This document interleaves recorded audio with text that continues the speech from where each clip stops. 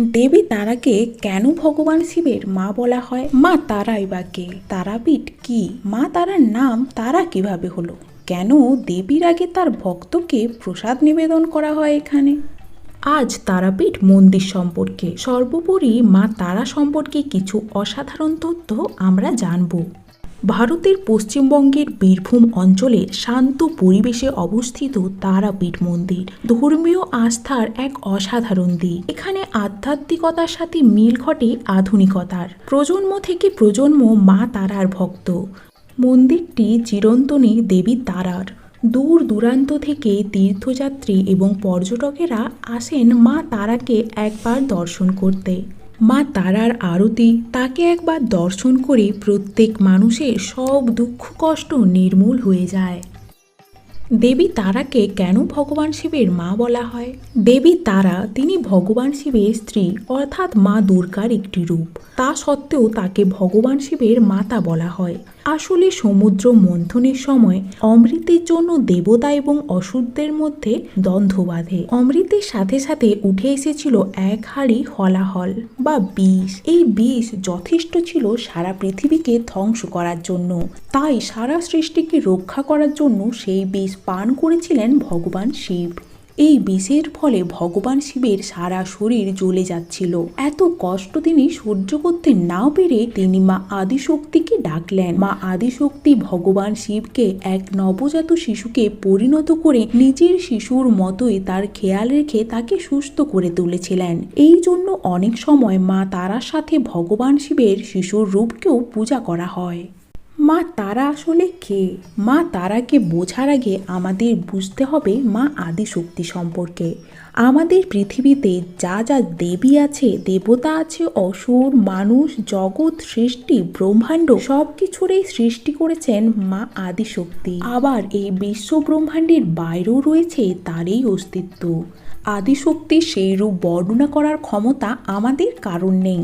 এই আদিশক্তিতে প্রবেশ করার একটি দরজাই হলো তারা মা। আক্ষরিক অর্থে তো আমরা জানি মা তারা হলেন দেবী পার্বতীর রূপ। এই মা তারা মহাবিদ্যা নামেও পরিচিত। বিদ্যা মানে জ্ঞান, আর তিনি হলেন মহাবিদ্যা মানে পৃথিবীর সমস্ত জ্ঞানকে একত্রিত করলে যা জ্ঞান হয় তার থেকেও উপরে। যে কোনো মানুষ খুব সহজেই মোক্ষ লাভ করতে পারবেন যদি তিনি মা তারার মহাবিদ্যা রূপটিকে বুঝতে পারেন। মা তারাই পারেন আপনাকে যে কোনো সময় যে কোনো খারাপ পরিস্থিতি থেকে খুব সহজেই বাঁচিয়ে আনতে। তারাপীঠ কি? তারাপীঠ পশ্চিমবঙ্গের বীরভূম জেলায় অবস্থিত। 51টি শক্তিপীঠের মধ্যে 5টি শক্তিপীঠ এই জেলাতেই রয়েছে। এর মধ্যে সব থেকে প্রসিদ্ধ হলো এই তারাপীঠ। এখানে দেবী সতীর চোখে তারা পড়েছিল। অজানা রহস্যে ঘেরা তারাপীঠ মন্দির। যতক্ষণ না এখানে কোনো অন্তিম সংস্কার না হচ্ছে, মানে কোনো মৃত মানুষের চিতা জ্বলছে, ততক্ষণ এখানে ভোগ রান্না করা হয় না। সারা দুনিয়ায় যেখানে মৃত্যুর সাথে জড়িত বিষয়বস্তুকে মন্দির থেকে দূরে রাখা হয়, মন্দিরে শুধুই পজিটিভিটি রাখা হয়, সেই জায়গায় এই মন্দিরের পাশেই জড়িয়ে রয়েছে শ্মশান ঘাট। বীরভূম জেলায় তারাপীঠ মন্দিরে ভরে ভরে রয়েছে অঘরী বাবা। মা তারাকে খুশি করার জন্য ভক্তরা এখানে মাদক দ্রব্য এবং পশু বলি দিয়ে থাকেন। এখানে যে শ্মশান ঘাটটি আছে সেটি চারদিক থেকে জঙ্গলে ঘেরা। যেসব সাধুরা এখানে থাকেন তারা মৃত চিতার উপর বসে নিজেদের তন্ত্র সাধনা করেন। কথিত আছে এই শ্মশান ঘাট কখনো ফাঁকা থাকে না, মানে সব সময় কোনো না কোনো চিতা এখানে জ্বলতেই থাকে। তারাপীঠের রহস্য। তারাপীঠ এমন একটি রহস্যময় মন্দির যেখানে নাকি মা তারাকে রাত্রিবেলায় বলি হওয়া পশুদের রক্ত পান করতে দেখা যায়। এখানে মা তারার পূজা তান্ত্রিক বামা পদ্ধতিতে হয়। তন্ত্র সাধনার জন্য তারাপীঠ সব থেকে প্রসিদ্ধ একটি জায়গা। সাধারণ একটি আটচালার মতো দেখতে এই মন্দিরটি কিন্তু এতটাও সাধারণ না। এই মন্দিরের উত্তর দিকে দেওয়ালে কুরুক্ষেত্রের যুদ্ধের বর্ণনা রয়েছে।